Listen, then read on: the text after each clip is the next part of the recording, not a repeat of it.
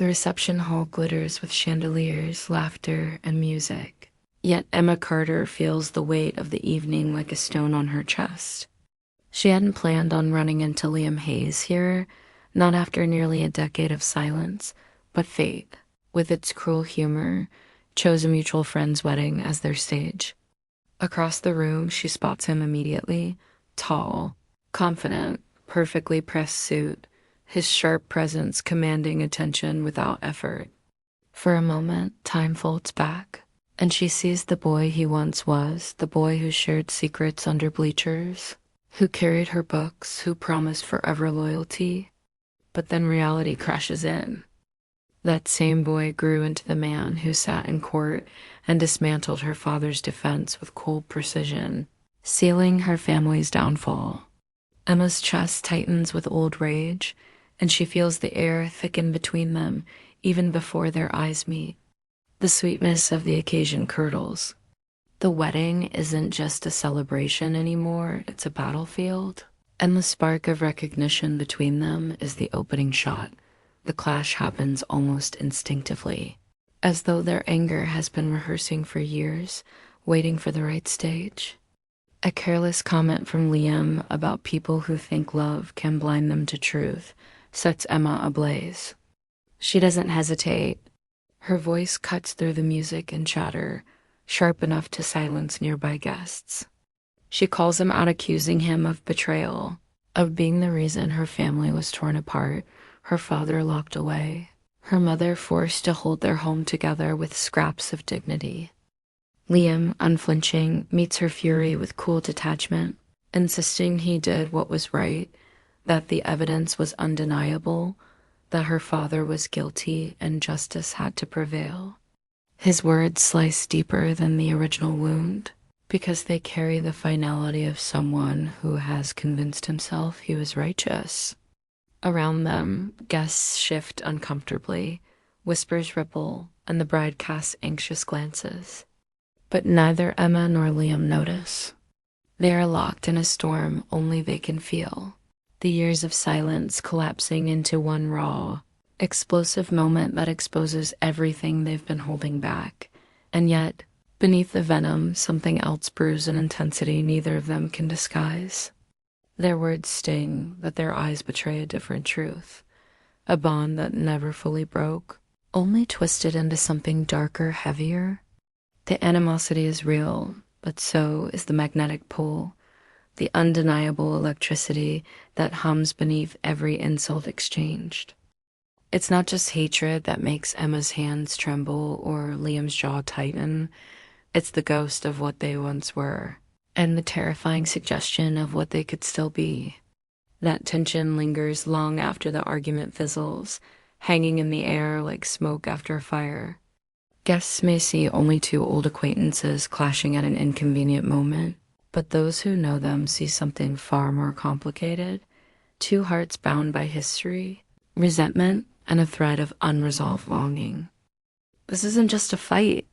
It's the beginning of something dangerous, something neither Emma nor Liam expected to confront again. The hook isn't the argument itself, it's the promise it carries, that their story is far from over, and the real war between them has only just begun.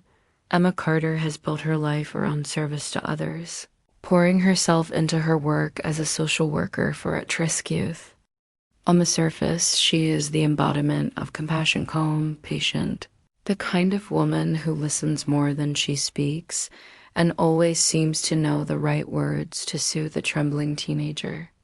But beneath that professional armor lies a woman still scarred by the choices of men in her past. Her father's criminal conviction and Liam's damning testimony.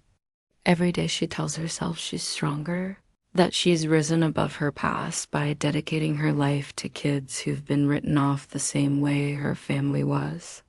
Yet at night, when the office lights are off and the quiet of her apartment closes in, she feels the sharp edges of loneliness. Her father still writes to her from prison, and though she visits him occasionally, the encounters leave her torn, her love for him chained to her disgust at what he did, and the shame his actions cast over her family. But her resentment toward Liam runs deeper. She can excuse her father's crimes as weakness, but she cannot excuse betrayal. To her, Liam was supposed to be her anchor, her one uncheckable ally. His decision to stand against her family, no matter how righteous, still feels like the ultimate abandonment. Emma carries that bitterness like a shadow.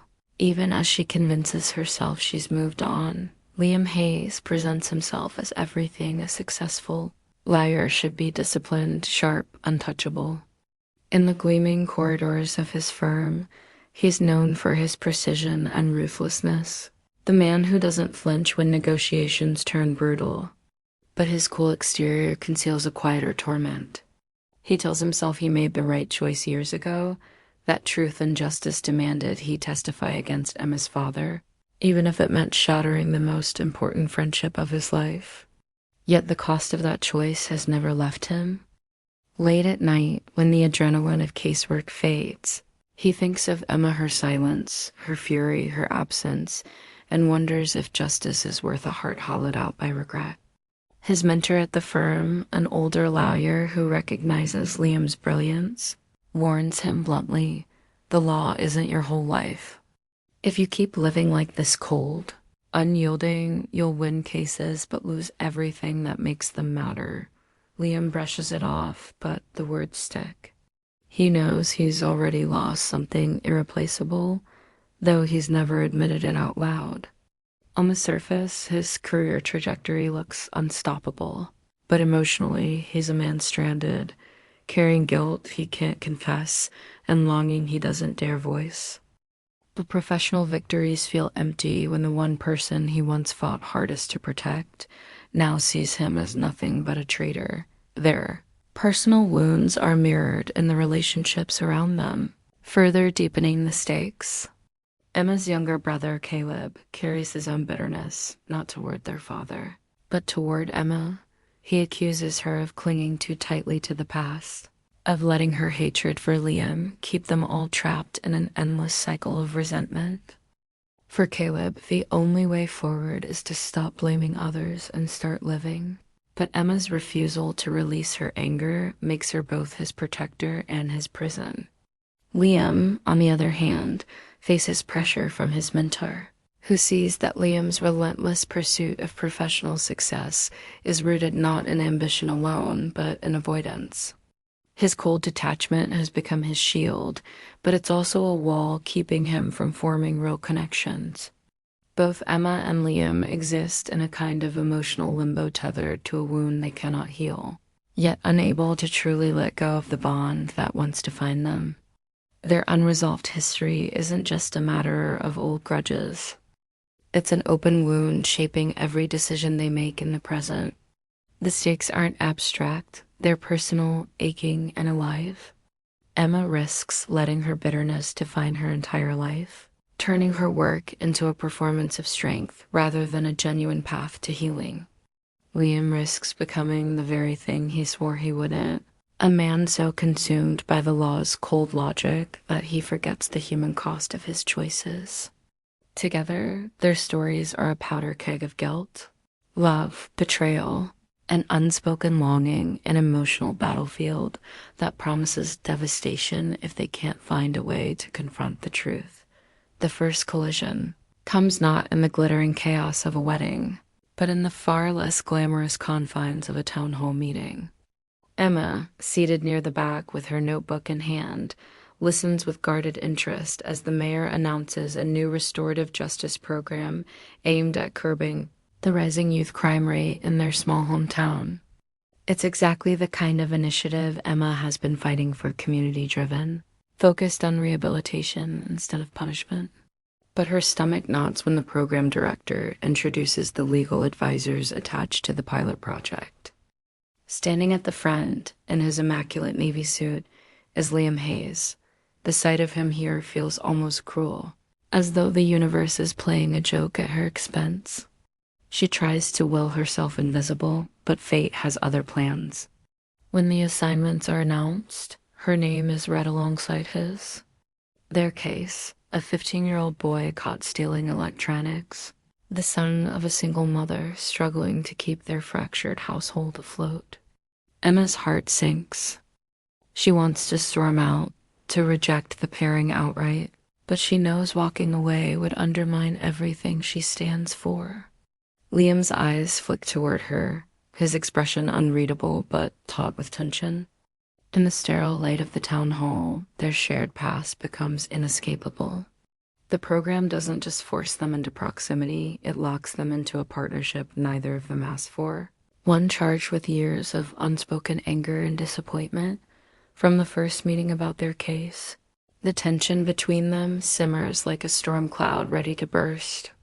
Emma comes armed with empathy, wanting to understand the boy's circumstances, the environment that pushed him toward petty theft. She insists that his pain is the real problem to solve, not the crime itself. Liam, on the other hand, brings the weight of law and structure, arguing that accountability is non-negotiable, that without consequences, the boy will spiral into worse offenses. Their exchanges are clipped, their words sharp enough to wound. Yet beneath every disagreement lies the unmistakable shadow of their personal history.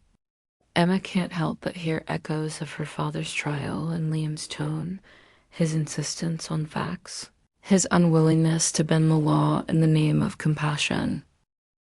Liam, meanwhile, feels the sting of Emma's disdain in every word she hurls at him, a reminder of the price he paid for choosing truth over loyalty.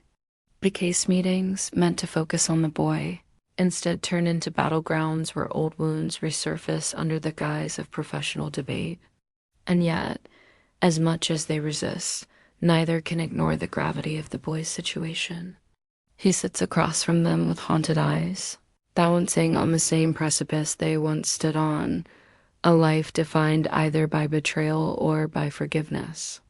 In him, they see their past reflected like a cracked mirror, and for the first time in years, their anger falters in the face of something greater than themselves.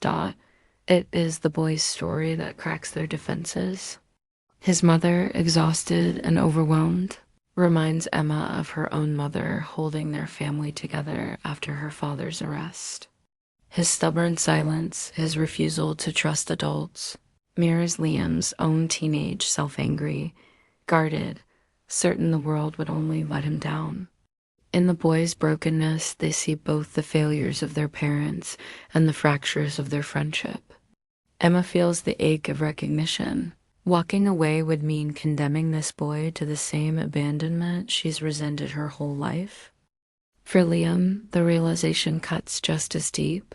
Protecting truth once cost him Emma, but abandoning this case would betray the very ideals that pushed him to testify years ago. Their values collide, but also overlap in ways neither can deny. Compassion without accountability is hollow. Accountability without compassion is cruelty. Slowly, grudgingly, they accept the necessity of cooperation. It's not reconciliation, far from it. Every interaction still bristles with tension, every shared silence heavy with things unsaid. But beneath the frost, a fragile understanding begins to form. They don't forgive each other, not yet, but they both recognize a truth too powerful to ignore. They cannot walk away, not from this boy, not from the cause, and not from the unspoken tether between them. The reluctant agreement to work together is not just a professional decision. It's the first tremor of a shift that will force them to confront everything they've buried, setting their story on a collision course with redemption, ruin, or something dangerously in between. From the outset, their working dynamic is a battlefield disguised as collaboration. Emma, armed with empathy and intuition, insists on approaching the boy's situation from the heart outward, understanding his fractured home, his unspoken fears, the circumstances that shaped him. To her, every detail of his life is a piece of the puzzle that explains his choices. Liam, by contrast, demands structure and adherence to rules. He outlines court expectations, the necessity of accountability, and the risks of coddling the boy too much. The law doesn't care about his feelings. He argues, his voice clipped, authoritative. Emma fires back, her tone edged with fury, And maybe that's the problem. Their debates spill beyond closed-door meetings, at times audible enough for the boy and his mother to overhear, leaving them caught in the crossfire of two worldviews. Yet beneath Emma's anger is more than professional disagreement. Every sharp word she hurls is colored by memory, by the courtroom where Liam's testimony sealed her father's fate. And beneath Liam's rigid insistence on facts is more than cold logic. It's the armor he's worn since the day he chose truth over loyalty and lost her in the process. Work becomes the crucible where their philosophies collide, but the deeper conflict lies in the ghosts they drag into every conversation. Ghosts neither of them can banish. The professional tension eventually bleeds into raw, personal outbursts. Late one evening, after yet another dispute over strategy, Emma snaps. The years of silence collapse into a single accusation. "You destroyed my family." Her voice trembles, but her eyes burn with a fury that hasn't dimmed since the day of the trial. For a heartbeat, Liam falters, the weight of her words pulling at old wounds. Then he fires back, his jaw tight, his tone sharp with suppressed anguish. "I saved yours from more lies." The words hang heavy between them, cutting deeper than any legal argument. For Liam, the truth is a blade he's always carried, believing he acted to protect Emma from being dragged deeper into her father's world of deceit. For Emma, his truth feels like betrayal wrapped in righteousness. Their argument spirals, unearthing guilt, regret, and longing that neither has dared to name. Liam admits, almost in a whisper, that he hated testifying, that losing her was the price he never wanted to pay. Emma recoils, unwilling to acknowledge the ache in her chest, the part of her that still remembers the boy who once swore he'd never hurt her. These confrontations are not mere disagreements. They are exhumations of buried pain, tearing open wounds both thought had scarred long ago.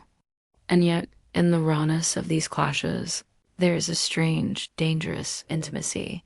The cracks in their walls begin to show in the quieter moments, when anger has burned itself out and exhaustion forces honesty. Long nights spent drafting strategies for the boys' hearing blur the lines between animosity and reluctant camaraderie. Emma notices the way Liam's shoulders slump when he thinks no one is watching, the weariness that lingers beneath his practiced confidence. One evening, after a particularly tense day, she sees him leave abruptly, only to later discover him sitting at the bedside of his estranged mother in the hospital. The sight unsettles her, not because she pities him, but because it humanizes him in a way she hasn't allowed herself to see in years. Liam, the untouchable lawyer, is also a son carrying his own fractured relationship, his own private grief. Emma doesn't approach him, but the image lingers, softening something inside her she thought was immovable. In their next session, her tone shifts, less combative, though the fire hasn't left her eyes. Liam notices, too, the way her anger now carries traces of reluctant respect. The boy they're helping begins to sense it as well, watching their barbed exchanges with an odd kind of hope, as though he knows they are not just fighting each other, but also fighting for him.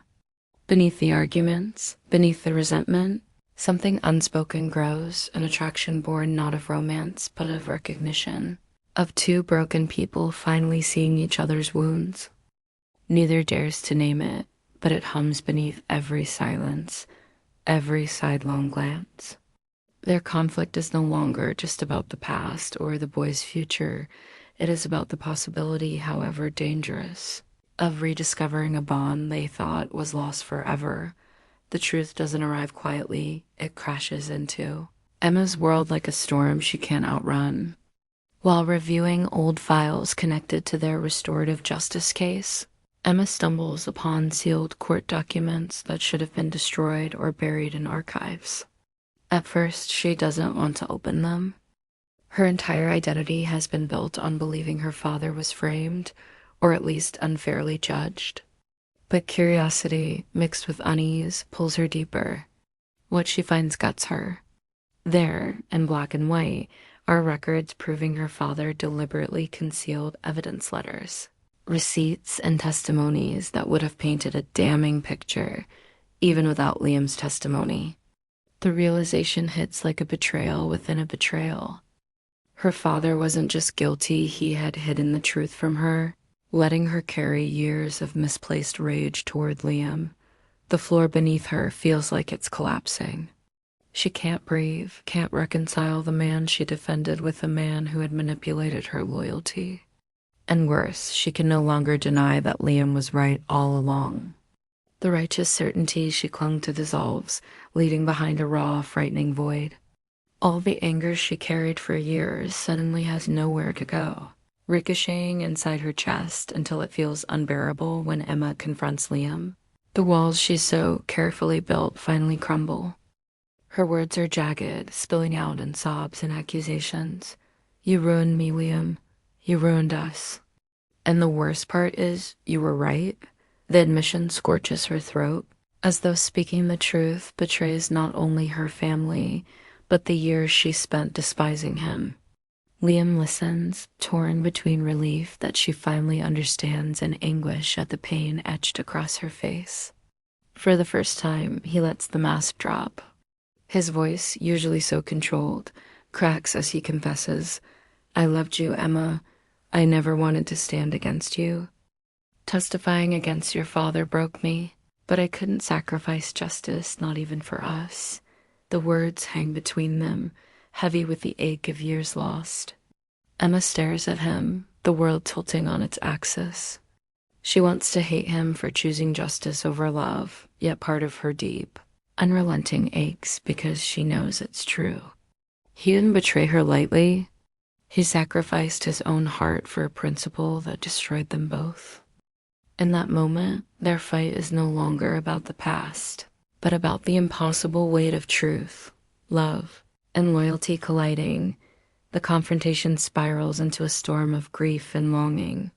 Their voices rise, clashing like thunder, every word charged with years of repression. And then, without warning, the fury combusts into something neither of them planned.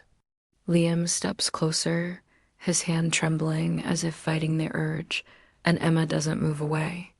The air between them ignites, and suddenly, their lips crash together in a kiss that is both violent and tender years of pain, rage, love, and betrayal colliding in one shattering moment. It is not gentle, not sweet. It is raw, desperate, a kiss that tastes of tears and unspoken apologies. For a heartbeat, Emma lets herself drown in it, the memory of who they once were flooding back with dangerous clarity. But just as quickly, reality seizes her. She pulls back, breathless, her hands pressed against his chest as though holding him at bay. Her eyes are wide with terror, not of him, but of herself, of what this means, of what it costs. I can't, she whispers, her voice breaking. If I let this happen, I betray everything I've stood for. My family, my mother, my brother. The kiss lingers like fire on her lips, but she recoils, retreating into the safety of distance. Liam's expression mirrors her torment longing entwined with resignation. The kiss may have revealed the truth of what still lives between them, but it also lays bare the impossible chasm that separates them. They are caught between love and loyalty, trapped in a storm with no clear way out. Emma's final step toward healing begins in the cold sterility of the prison visiting room, a place she has avoided more times than she can count. For years, her visits were marked by silence, anger, or shallow pleasantries, never the truth she carried in her chest. But this time, she comes armed not with resentment, but with knowledge. She lays the court documents on the table between them, the evidence of his deception staring back like an open wound. Her father shifts uncomfortably, avoiding her eyes, but Emma refuses to let him retreat into half-truths and excuses. You lied to me, she says, her voice steady but thick with years of restrained pain. You let me hate Liam for something you did. For the first time, she sees her father not as a tragic figure, not as the man she defended blindly, but as a flawed human being who made selfish choices. It is devastating and liberating all at once. The confrontation is not about punishment, it is about release. Emma tells him she cannot carry his sins anymore, that her life will not be defined by his shadow or by the bitterness that poisoned her youth. Walking out of the prison, Emma feels the unfamiliar weight of freedom. It doesn't erase the scars, but it loosens the chains she's been dragging for years. For the first time, she begins to imagine a future not anchored to rage, but to purpose. Meanwhile, Liam takes his own step toward redemption, though in a quieter, less dramatic way. Instead of simply advising from a distance, he begins meeting with the troubled teenager outside of their scheduled sessions, helping him with homework, teaching him discipline through structured routines, even introducing him to people who can offer opportunities beyond crime. Slowly, the boy responds, no longer seeing Liam as just another authority figure ready to judge him, but as a mentor willing to stand in the messy trenches of his life. For Liam, this act is more than professional duty. It is a way of proving to himself, and indirectly to Emma, that he is not the cold, detached lawyer who ruins lives. He is someone capable of building, of healing, of standing beside people instead of only standing above them. Emma notices the shift. She watches from a distance, her anger softening as she sees Liam's commitment shine through, not as performance, but as genuine care. It forces her to confront her own prejudices about him, the way she painted him in the black and white tones of betrayal without acknowledging his humanity. For the first time, she begins to see him not as the boy who destroyed her family, but as the man who never stopped trying, in his own way, to live with integrity. Their paths converge again, not with fiery arguments or stolen kisses, but with the steady rhythm of two people learning how to work together. The walls between them don't vanish overnight. They chip away in moments of mutual respect, in shared laughter that surprises them both, in late-night planning sessions that no longer devolve into battles but into solutions. Emma acknowledges aloud what she never thought she could. You were right, and you were wrong, but you never stopped caring. Liam, in turn, admits the guilt he's carried, confessing how deeply it broke him to lose her, and how he never stopped loving her, even when silence stretched into years. This time, their honesty doesn't explode into rage, but settles into a fragile, tentative peace. They are not lovers, not yet, but no longer enemies chained to the past. United by the teenager's case, by their shared commitment to justice with compassion, they find themselves standing side by side with a new sense of purpose. For Emma, it is empowerment choosing to define herself not by betrayal, but by strength and forgiveness. For Liam, it is redemption choosing to lead with humanity, not just the letter of the law. Their story doesn't end with perfection or promises, but with something far more powerful, two broken people stepping forward, not as rivals, but as allies, building a foundation stronger than the ruins of their past. Months pass, and the once fractured boy they fought so hard for stands in front of a crowd in his cap and gown, his smile hesitant but proud. Emma watches from the back row, her chest tightening with a quiet, unfamiliar joy. She remembers the first time she saw him, defensive, angry, convinced the world had already written him off. Now, against the odds, he's here, holding his diploma like a lifeline to a new beginning. The auditorium erupts in applause, but the boy's eyes search the room until they find Emma and Liam. When he approaches them afterward, his voice cracks with sincerity. Thank you for not giving up on me. He looks at Liam, then at Emma, as if they are two halves of the same anchor that steadied him. For Emma, it is a moment of validation, proof that her work, her life beyond bitterness matters. For Liam, it is redemption, evidence that the law can be a tool for healing, not just punishment. Standing side by side as the boy walks away to greet his family, Emma and Liam share a glance that speaks volumes. They didn't just help him, they helped themselves too. proving that scars can become stepping stones if faced together. Later that week, Emma sits alone at her desk in the youth center, staring at the framed photograph of her father that has occupied the corner for years. The edges of the photo are worn, the glass smudged from countless times she moved it, dusted it, held it in indecision. For so long, the picture wasn't just a reminder of him, it was her anchor to grief, a symbol of loyalty to the past. But now, with the boy's graduation still fresh in her heart, she realizes it has become a weight she no longer wishes to carry. With deliberate care, she removes the photo and slips it into a drawer. In its place, she sets a new picture, one of the youth center, alive with the laughter and energy of the kids she has devoted her life to. The gesture is simple, but it feels monumental, choosing not to erase her past, but to redefine it. She whispers softly, almost to herself, "This is my family now."